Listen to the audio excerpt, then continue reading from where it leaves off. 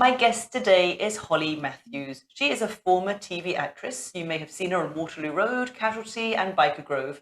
She's also a widowed mum of two, self-development coach and founder of the Happy Me Project.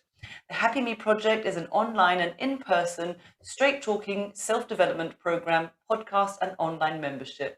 She has done a TED Talk which has had over 150,000 views and has appeared on loads of TV, radio, newspaper and magazine articles. She has a relatable and raw approach to self-development, and her teaching people how to feel more happy and less crappy in a way that reaches those that never thought self-development would be for them.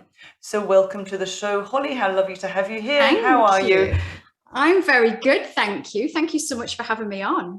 Pleasure. So because my show is called Unbroken, the very first question I like to ask every guest is, what does the word unbroken mean to you?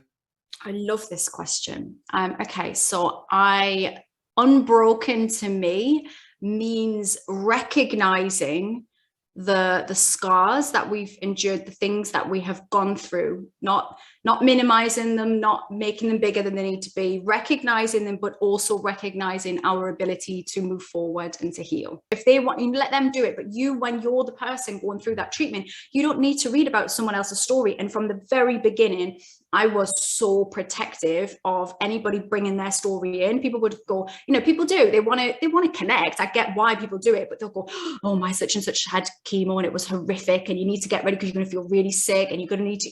And I was like, whoa, anytime anyone started that story, I locked that down. I was like, the opposite. What about people telling you, I made this green juice and I drank it every day and this cured me? All of these as well, I would imagine you get. Oh my God. If anybody talks to you about cannabis while you are having, it makes you want to slap them around the face. There is nothing, I'm not even saying, we tried cannabis with Ross, he's still dead. So, I'm not trying to be brutal here, but there's one way of offering, these are the options and these are the things that we did. If it's useful, take it. But some people are so forceful, and that cannabis sort of group of people, they really push it so much. And even when Ross was literally dying, like in the hospice, people were like, you should try cannabis. And it made me want to drop kick people, to be honest. I would imagine you want to punch them in the face. I completely understand it. There's a part in your TED Talk though, when you talk about you're in Turks and Caicos on the beautiful Caribbean island. You're 32, you've got a lovely house, you've got a great career, you've got TV, you've got kids, beautiful husband.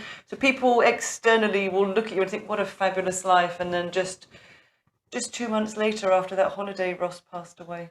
Yeah. And that felt quick. So when you talk about being quick, it felt quick because we didn't live cancer every day. And that was a choice. And for my kids as well, they still say now, they know a bit more now, they're older, but they still say to me when I'm doing TV or whatever, or radio, they're like, it's so weird. Why does anyone care? Why I'm like, I've got no idea either. But it's a different world for them, I guess. They've just kind of grown up with people know. So yeah, there's pros and cons to that. But equally, I think once that died down, it's actually, I guess it's a bigger fuss around it. So when it dies down, the silence is more deafening, because then it's just, you have to deal with your own grief. Yeah. And how did you find a way through it? Because you say that happiness is a choice, and it's about recognizing the moments in life that we have and recognizing all the joy in between these moments. So can you explain that a little bit? Yeah, these are the things. And when I say happiness is a choice, I'm saying that deliberately to be slightly poking at that bear. I appreciate some people will go and will be triggered by that. Please don't ever think when we're talking about mental illness, it's a different thing to what I'm talking about. Mental illness is not any kind of choice, and happiness being a choice. When I say that, I see happiness as a verb. It's a doing word. We have to make a decision that we want to try to be happy, and that's when you're in the depths of your despair. That's not an easy position. I didn't say that happiness being a choice is an easy choice. It's not an easy choice. And it's not an overnight fix, really, is it? No, God, no. It's really not. And also when I say that happiness is a choice, that does not mean that we don't have days where it's absolutely horrific and we're crying and we don't know how we're going to get through. And I still have those days. I'm not immune to that stuff. The choice that I made when Ross died was kind of twofold. One, I decided I didn't have a clue about life. Didn't have a clue. I thought, if Ross is dead, then I don't understand it. Don't understand any of it. So I need to lay stuff bare. I need to remake sense of what my values are, what's important, and all of that stuff. So there was the level of that, which is very vulnerable and very scary. And then there was that decision to go, I'm just going to allow what comes happen. I'm not going to overthink it. I'm not going to have other people once again tell me what my story should be, because grief in itself, being a widow, it comes with so much, so many stories about what that should look like to other people, and it makes other people feel more uncomfortable. And I just thought to myself, you know what, I'm not going to overthink this. I'm just going to allow myself to cry when I need to cry, to be unhappy when I'm unhappy, to laugh when I need to laugh. And I'm not going to overthink this because it makes other people feel uncomfortable. It felt so flippant. Someone's talking to me about the worst times in their life, and what am I going to do? Go like, oh, try this. Like, it's just not enough. So I thought, well, okay. And again, I was very much in busy, and I always say in my times of difficulty, I like to create, not consume. I'm a creator. I like to create. I like to do. Not everybody does. Some people need to retreat. And again, it goes back to knowing what you need. But I know I need to create and do something and have a purpose. So my purpose in that early days was, well, I just put together a very short course, 21 days, the beginnings of breaking that habit. And I'll just make it so it's audios, videos, but it's the tangible stuff that I do every day that helps me. And you can pick and choose what you feel works. You can try them for the 21 days. And then at the end, you'll have some ideas you can go forward. It was a £30 course. There was no pomp and ceremony about launching it or any of that. I just pushed it out into the world and thought, well, when people want something, I could say, look, try this course. And obviously it was my work at that time as well. Do this course. That's the stuff that I do. Like, that's the bare bones of the stuff. So I put that out. And then suddenly by the end of, because that came out in like the October of the year Ross died, 2017. By the end of that year, I was watching like hundreds of people do it. I'm like, this has kind of got legs. Like, this is, people get this. People want. Were they people that came with grief as well, or were they all different kind of issues? All different kinds of issues. Just somewhere where they're struggling in life.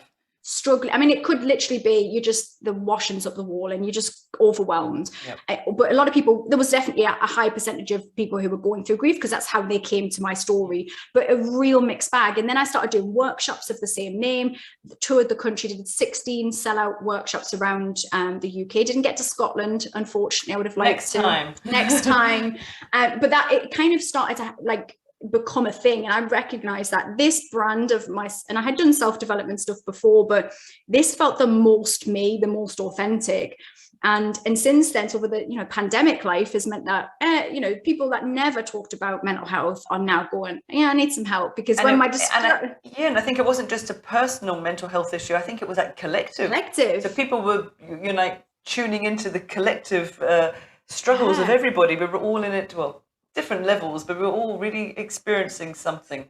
Yeah, for sure. And I think with that was people seeking. Obviously, I was lucky in that I was already online, so I was good to go. Like, that was not weird for me. It wasn't the beginning of the pandemic. I was like, oh, people are telling me this is lockdown. Awkward. This is my life. So I was kind of used to being online. And so it just increased what I was doing during lockdown. I was live every day for 3 months because I knew that people needed somebody to talk about this kind of stuff. And in the last year, I've created the membership for the Happy Me Project. So the membership really came off the fact that people wanted that regularity, but I appreciate, as a business owner, I need to get paid for my regularity because I have children and a house and all of that. And why shouldn't you be anyway? Absolutely. No, I've no discomfort in those things sitting side by side. And actually, I also think that we often don't do the thing unless we put our hands in our pockets. I think there's a psychology around that. Yeah, and it's about valuing yourself. You are an expert in happiness and resilience, and recuperating, all of it, resting, all of it that you do. It's absolutely some important messages. And so now we have, the Happy Me Project is now a membership. It's £20 a month, or people can pay for the year, or they can buy gifts for other people, which I think is the loveliest thing when I see people buying a gift for somebody else of their help with their mental health. It's just, I love it. And so every month they get a group coaching session with me via Zoom where we pick a topic. So this month we've talked about relationships and how we navigate those, not specifically love, but we have a specialist coming in, a love coach coming in to discuss that, which is really exciting. But we've talked about, you know, how do we navigate friendships? How do we make friends as adults? That's hard. That's hard for some people. That's new. You know, how do we nurture those friendships? Again, a lot of our friendships during the pandemic have been challenging. So we pick a topic, we focus on that. Then there's space at the end of that for people to do some one-on-one stuff on the call. Obviously it's in front of other people, but it's useful when somebody else shares their stuff. There's people in the background going, that's me, but I don't want to say it. So they still get that. And then they also get access to all of my online courses. There's loads of that original Happy Me project. There was a Happy Me project 2, which is a confidence course. That's all there for them. There's some hypnotherapy stuff because I'm a hypnotherapist now as well.